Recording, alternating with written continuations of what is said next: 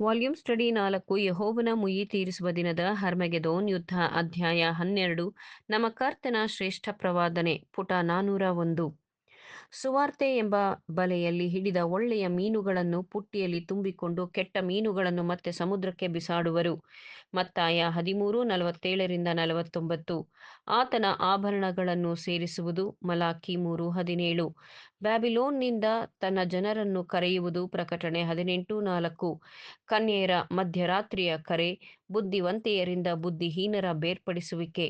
ಮತ್ತಾಯ 23:6 ಈ ಪ್ರವಾದನೆಯಲ್ಲಿ ಕ್ರೈಸ್ತನಾಡಿನ 4 ದಿಕ್ಕುಗಳಿಂದ 4 ಭಾಗಗಳಿಂದ ಎಲ್ಲಾ ಆಯ್ಕೆಯಾಗದವರಿಂದ ಆಯ್ಕೆಯವರ ಒಟ್ಟುಗೂಡಿಸುವಿಕೆ. ನಾವು ರೆಕ್ಕೆಗಳನ್ನು ಕಟ್ಟಿಕೊಂಡು ಗಾಳಿಯಲ್ಲಿ ಹಾರಾಡುತ್ತಾ ಮಹಾ ತುತ್ತೂರಿಯನ್ನು ಊದುವ ಹಾಗೂ ಅಲ್ಲಲ್ಲಿ ಕೆಲವು ಸಂತರನ್ನು ಹಿಡಿದುಕೊಳ್ಳುವ ದೇವದೂತರನ್ನು ಎದುರು ನೋಡಬೇಕಾಗಿಲ್ಲ. ಹೇಗೆ ನಾವು ನಿಜವಾದ ಮೀನುಗಳಾಗಿರದೆ ನಮ್ಮನ್ನು ನಿಜವಾದ ಬುಟ್ಟಿಯಲ್ಲಿ ಹಾಕಲಾಗುವುದಿಲ್ಲವೋ, ಅಥವಾ ನಿಜವಾದ ಕಣಜದಲ್ಲಿ ತುಂಬಿಸುವ ನಿಜವಾದ ಧಾನ್ಯಗಳಾಗುವುದಿಲ್ಲವೋ, ಹಾಗೆಯೇ ಈ ಸುಗ್ಗಿಯ ಒಟ್ಟುಗೂಡಿಸುವಿಕೆಯಲ್ಲಿ ನಮ್ಮ ಕರ್ತನು ಉಪಯೋಗಿಸುವ ದೂತರು ಅಥವಾ ಸಂದೇಶಕರು ನಾವು ನಂಬಿರುವಂತೆ ಈ ಯುಗದುದ್ದಕ್ಕೂ ಉಪಯೋಗಿಸುವ ದೇವದೂತರು, ಭೂಮಿಯ ಸೇವಕರು, ಪವಿತ್ರಾತ್ಮದಿಂದ ಅಂಕುರಿಸಿದವರು, ಯೇಸು ಕ್ರಿಸ್ತನಲ್ಲಿ ನೂತನ ಸೃಷ್ಟಿಗಳು.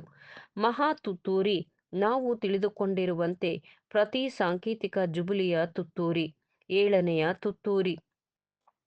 ಹಿಂದಿನ 6 ತುತ್ತೂರಿಯಲ್ಲಿ ಸಂಕೇತಿಸಿರುವಂತೆಯೇ ಪ್ರಕಟಣೆ 11:15-18 ಅವ್ಯಾವುದೂ ಅಕ್ಷರಶಃ ಶಬ್ದವನ್ನು ಮಾಡಲಿಲ್ಲ.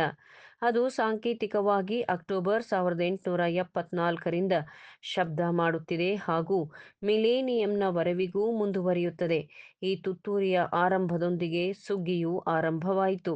ಪ್ರಸ್ತುತ ಆಕಾಶದಿಂದ, ಅಂದರೆ ಪ್ರಸ್ತುತ ಧಾರ್ಮಿಕ ವ್ಯವಸ್ಥೆಯಿಂದ ಕೊಯ್ಯುವುದು ಮತ್ತು ಬೇರ್ಪಡಿಸುವ ಕಾರ್ಯವು ಆಯ್ಕೆ, ಗೋಧಿ ಈ ಎಲ್ಲವನ್ನು ಕರ್ತನಿಗಾಗಿ ಒಟ್ಟುಗೂಡಿಸುವವರೆವಿಗೂ ಮುಂದುವರಿಯುತ್ತದೆ. ದೂತರು ಅಂದರೆ ಸಂದೇಶಕರು ಬೇರ್ಪಡಿಸುವ ಮತ್ತು ಆತನು ತನಗಾಗಿ ಆಯ್ಕೆಯನ್ನು ಒಟ್ಟುಗೂಡಿಸುವ ಕರ್ತನ ವಾಕ್ಯದ ಸಂದೇಶವನ್ನು ಹೊತ್ತೊಯ್ಯುವರು. ಕತ್ತಲಿನಿಂದ ಅದ್ಭುತವಾದ ಬೆಳಕಿಗೆ ಪರಿವರ್ತಿತರಾಗಿರುವ ದೇವರ ನಂಬಿಗಸ್ತ ಜನರಿಗಿರುವ ಸದವಕಾಶವೇನೆಂದರೆ, ಇತರರು ನೋಡದಿರುವ ಮತ್ತು ಆಲಿಸದಿರುವುದನ್ನು ನೋಡಲು ಮತ್ತು ಆಲಿಸಲು ಅನುಮತಿ ಇದೆ. ತಮ್ಮ ಕರ್ತನೊಡನೆ ಆತನ ದೂತರಾಗಿ, ಸಂದೇಶಕರಾಗಿ ಅಥವಾ ಸೇವಕರಾಗಿ ಜೊತೆ ಕೆಲಸಗಾರರಾಗಿರುವರು. ಈ ಕಾರ್ಯದಲ್ಲಿ ಮತ್ತು ಈ ಕಾರ್ಯದ ಇತರ ವೈಶಿಷ್ಟ್ಯದಲ್ಲಿ ಯುಗದುದ್ದಕ್ಕೂ ಈ ಸೌಲಭ್ಯಗಳನ್ನು ಹೊಂದಿರುವರು. ಆತನ ಕೃಪೆಯಿಂದ ಇವರು ಉತ್ತಿದ್ದಾರೆ ಮತ್ತು ಬೀಜ ಬಿತ್ತಿದ್ದಾರೆ ಮತ್ತು ನೇಗಿಲು ಎಳೆದಿದ್ದಾರೆ ಮತ್ತು ನೀರು ಹೊಯ್ದಿದ್ದಾರೆ ಮತ್ತು ಈಗ ಇದೇ ವರ್ಗವು ಮುಖ್ಯ ಕೊಯ್ಲುಗಾರನೊಂದಿಗೆ ಕೊಯ್ಯುವರು. ದೇವರ ರಾಜ್ಯದ ಸಾಮೀಪ್ಯ, proximity of the kingdom of God. ಅಂಜೂರದ ಮರದ ದೃಷ್ಟಾಂತದಿಂದ ಬುದ್ಧಿ ಕಲಿಯಿರಿ.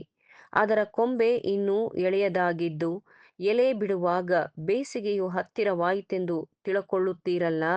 ಹಾಗೆಯೇ ನೀವೂ ಸಹ ಇದನ್ನೆಲ್ಲ ನೋಡುವಾಗ ದೇವರ ರಾಜ್ಯ, ಲೂಕನು ಬರೆದ ಸುವಾರ್ತೆ 17:21 ಆ ದಿನವು ಹತ್ತಿರವದೆ, ಬಾಗಿಲಲ್ಲೇ ಅದೆ ಎಂದು ತಿಳಕೊಳ್ಳಿರಿ. ಇದೆಲ್ಲ ಆಗುವ ತನಕ ಈ ಸಂತತಿಯು ಅಳಿದು ಹೋಗುವುದೇ ಇಲ್ಲವೆಂದು ನಿಮಗೆ ಸತ್ಯವಾಗಿ ಹೇಳುತ್ತೇನೆ. ಭೂಮ್ಯಾಕಾಶಗಳು, ಅಂದರೆ ಪ್ರಸ್ತುತ ಧಾರ್ಮಿಕ ಮತ್ತು ಸಾಮಾಜಿಕ ವ್ಯವಸ್ಥೆ ಅಳಿದು ಹೋಗುವವು, ಆದರೆ ನನ್ನ ಮಾತುಗಳು ಅಳಿದು ಹೋಗುವುದೇ ಇಲ್ಲ. ಮತ್ತಾಯ 24:32-35 ಅಪನಂಬಿಗಸ್ತರು ಈ ವಾಕ್ಯ ಭಾಗವನ್ನು ಅದು ಸ್ಪಷ್ಟವಾಗಿ ನೆರವೇರಿಲ್ಲವೆಂದು ಸಾಧಿಸುತ್ತಾ ಮುಟ್ಟುಗೋಲು ಹಾಕಿದ್ದಾರೆ. ಹಾಗಾಗಿ ನಮ್ಮ ಕರ್ತನು ಸುಳ್ಳು ಪ್ರವಾದಿಯೆಂದು ರುಜುವಾತುಪಡಿಸುತ್ತಾರೆ.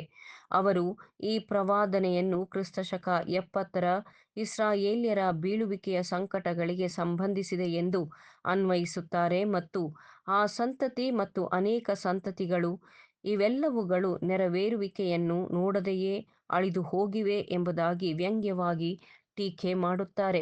ಇದಕ್ಕೆ ಖಚಿತವಾಗಿ ನಮ್ಮ ಉತ್ತರವು ಕರ್ತನ ಪ್ರವಾದನೆಯನ್ನು ಅವರು ಅರ್ಥ ಮಾಡಿಕೊಂಡಿಲ್ಲ ಎಂಬುದೇ. ಅದು ಕ್ರಿಸ್ತಶಕ 70ರ ಇಸ್ರಾಯೇಲ್ಯರ ಒಂದು ಭಾಗದ ಸಂಕಟಗಳಿಗೆ ಮಾತ್ರ ಕುರಿತಾಗಿದೆ.